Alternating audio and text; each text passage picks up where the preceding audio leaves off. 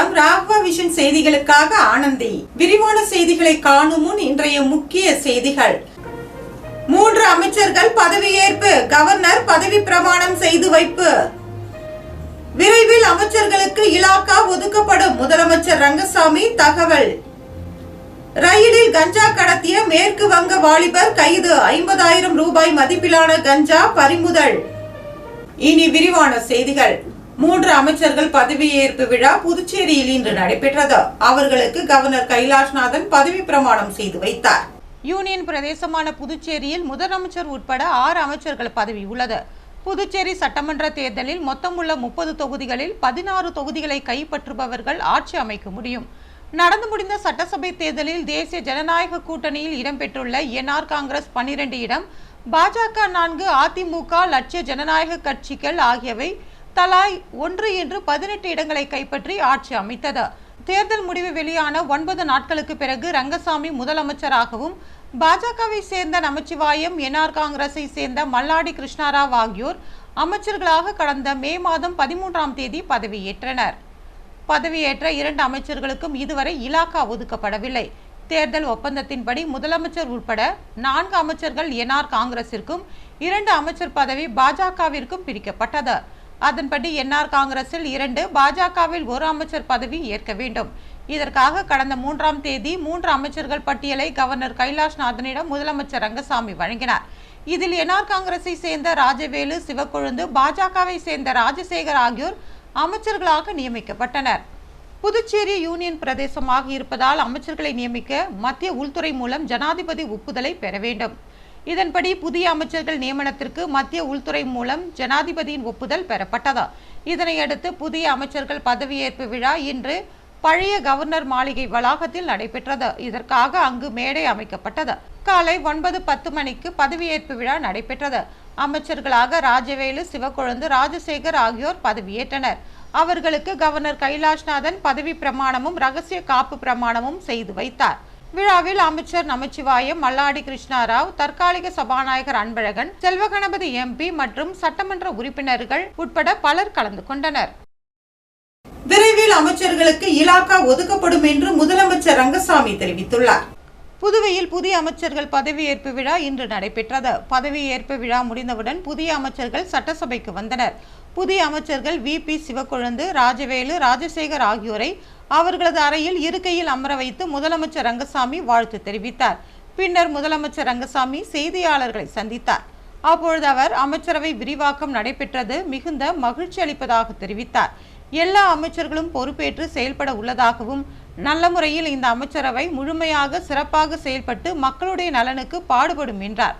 விரைவில் அமைச்சர்களுக்கான இலாக்கா ஒதுக்கப்படும் என தெரிவித்த அவர், சபாநாயகர் தேர்தல் விரைவில் அறிவிக்கப்படும் என்றார்.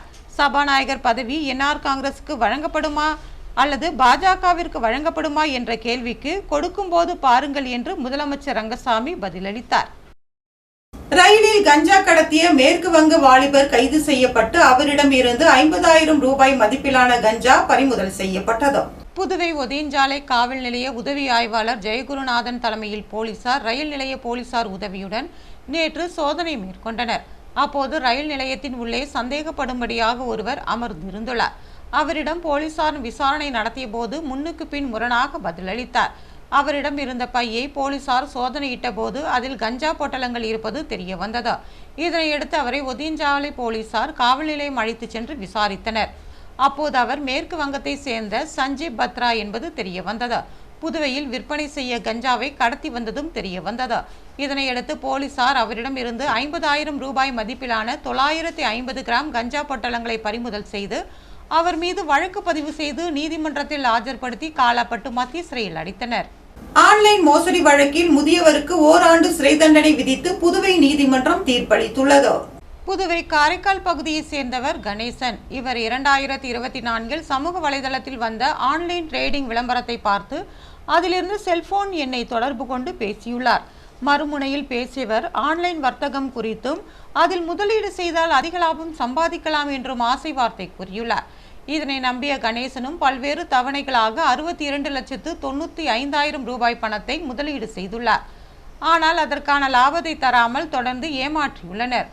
இது குறித்து அவர் சைபர் கிரைம் காவல் நிலையத்தில் 2025ஆம் ஆண்டு புகார் அளித்தார். போலீசார் வழக்கு பதிவு செய்து விசாரணை நடத்தினர்.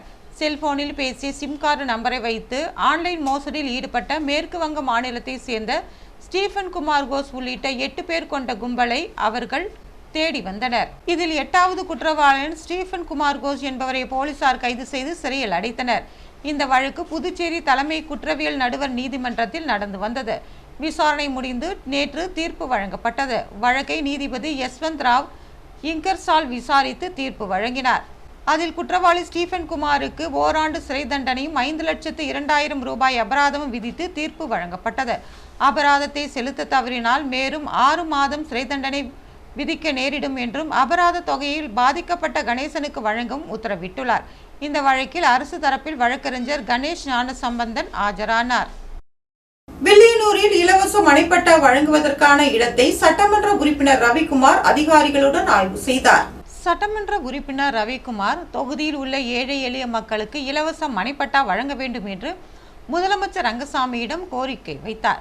இதனைத் தொடர்ந்து முதலமைச்சரின் வழிகாட்டுதலின்படி சட்டமன்ற உறுப்பினர் ரவிக்குமார், மாவட்ட ஆட்சியர் குலோத்துங்கன், வில்லியனூர் சப் கலெக்டர் குமரன், நில அளவைத்துறை இயக்குநர் செந்தில்குமார், தாசில்தார்கள் சேகர், சந்தோஷ்குமார் மற்றும் துறை அதிகாரிகள் நேற்று வில்லியனூர் பகுதியில் வி மணவேலி, உத்தரவாகினிப்பேட், ஒதியம்பட்டு தனியார் அட்டை கம்பெனி மற்றும் கொம்பாக்கம் உள்ளிட்ட பகுதிகளில் உள்ள அரசுக்கு சொந்தமான இடங்களில் இலவச மனைப்பட்டா கொடுப்பதற்காக ஆய்வு செய்தனர். அப்போது அரசுக்கு சொந்தமான இடத்தின் பரப்பளவு குறித்து கேட்டறிந்தனர். ஆட்சியர் தலைமையிலான அதிகாரிகள் குழுவினர் வில்லியனூர் தொகுதியில் இடங்களை ஆய்வு செய்த பின்னர் அங்கிருந்து மங்களம் தொகுதியில் உள்ள VAO அலுவலகங்களிலும் ஆய்வு செய்தனர். அப்போது பணியில் இருந்த VAO-க்களிடம் சான்றிதழ் கொடுப்பது குறித்த தகவல்களை கேட்டறிந்தனர். அலுவலகத்திற்கு உரிய நேரத்திற்கு வர வேண்டும், பயனாளிகள் கேட்கப்படும் சான்றிதழ்களை விசாரித்து உடனுக்குடன் வழங்க வேண்டும் என்றும் அறிவுறுத்தினர். கதிர்காமம் அரசு பெண்கள் மேல்நிலைப் பள்ளியில் சட்டமன்ற உறுப்பினர் அழகானந்தம் ஆய்வு செய்தார். புதுவை கதிர்காமம் அரசு பள்ளியில் சட்டமன்ற உறுப்பினர் அழகானந்தம் ஆய்வு மேற்கொண்டார்.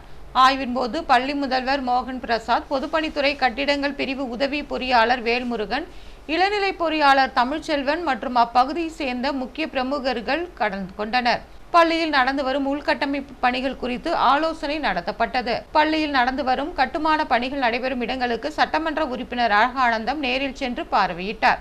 பள்ளியில் உள்ள குறைபாடுகள் குறித்து மாணவிகளிடம் அவர் கேட்டறிந்தார். மாணவிகள் பயன்படுத்தும் கழிவறைகளின் கதவுகள் இல்லை என்றும், நாப்கின்கள் போடுவதற்கு குப்பை தொட்டிகள் இல்லை என்றும், உடற்கல்வி பாட வேளையில் தங்களை விளையாடுவதற்கு ஆசிரியர்கள் தங்களை அனுமதிப்பதில்லை என்றும் தெரிவித்தனர். இதனை கேட்ட சட்டமன்ற உறுப்பினர் அழகானந்தம் அதிகாரிகளுடன் சென்று கழிவறைகளை பார்வையிட்டார். அனைத்து அடிப்படை வசதிகளையும் உடனே ஏற்படுத்தி கொடுக்க பொதுப்பணித்துறை அதிகாரிகளுக்கு அவர் உத்தரவிட்டார்.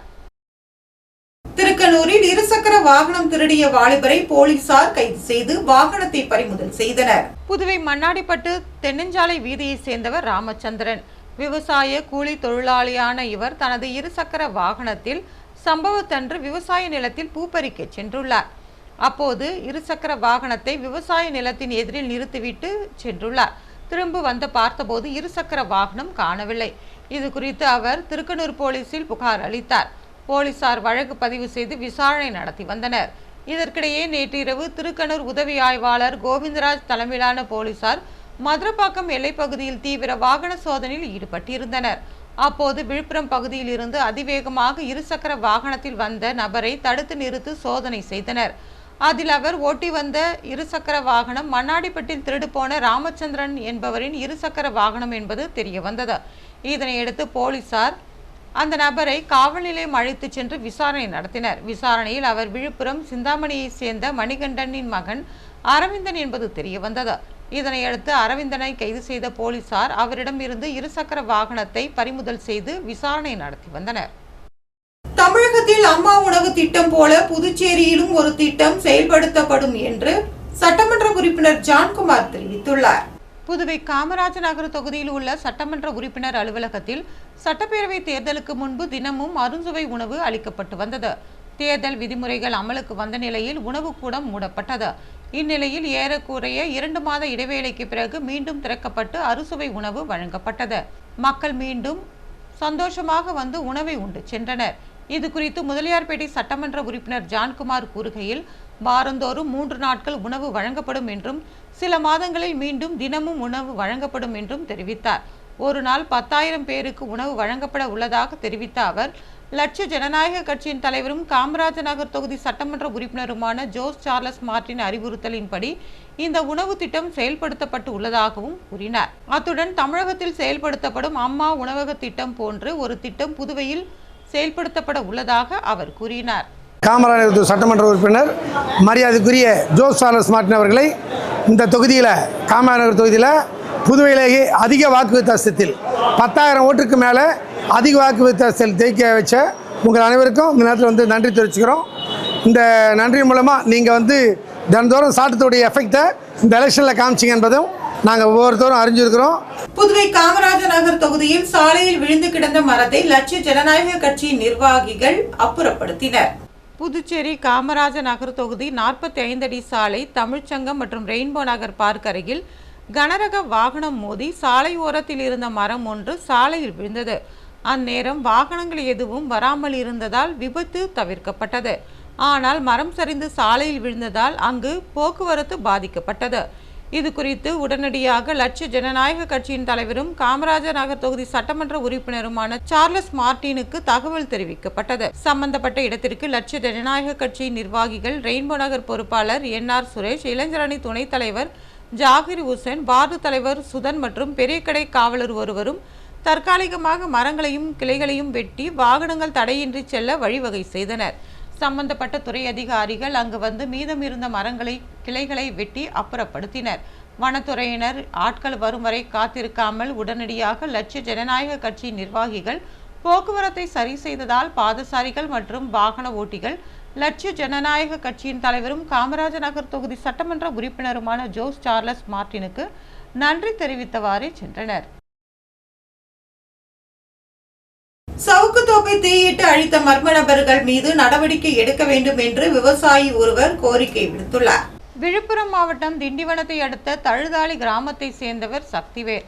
இவர் தழுதாளி கிராமத்தில் 4 ஏக்கர் பரப்பளவில் சவுக்கு விவசாயம் செய்து வருகிறார். சவுக்கு வெட்டும் நிலையில் இருந்துள்ளது. இதற்காக வெட்டுவதற்கான ஆட்களை அழைத்து வரும்போது அங்கு அவரது விவசாய நிலத்தில் இருந்த சவுக்கு மரத்தை மர்ம நபர்கள் தீயிட்டு கொளுத்தியுள்ளனர்.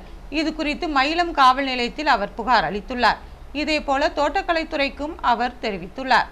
இது குறித்து சக்திவேல் கூறுகையில், இந்த பகுதியின் அருகே புதுவை மாநிலம் இருப்பதால் அங்கிருந்து மதுபானங்களை வாங்கி வந்து விவசாய நிலத்தில் குடித்துவிட்டு போதையில் தொடர்ந்து விவசாய நிலத்தை மர்ம நபர்கள் தீயிட்டு கொளுத்தி செல்வதாகவும், தொடர்ந்து இதுபோன்று ஏற்படும் சம்பவங்களை கண்டறிந்து மர்ம நபர்கள் மீது நடவடிக்கை எடுக்க வேண்டும் என்றும் வலியுறுத்தியுள்ளார். 4 ஏக்கருக்கு 15-20 டன் சவுக்கை வெட்டுவதாகவும், ஆனால் இந்த முறை மர்ம நபர்கள் சவுக்கு மரத்தை தீயிட்டு கொளுத்தியதால் பாதியளவு ஏற்றுமதி குறைந்துள்ளதாகவும் விவசாயி வேதனை தெரிவித்துள்ளார்.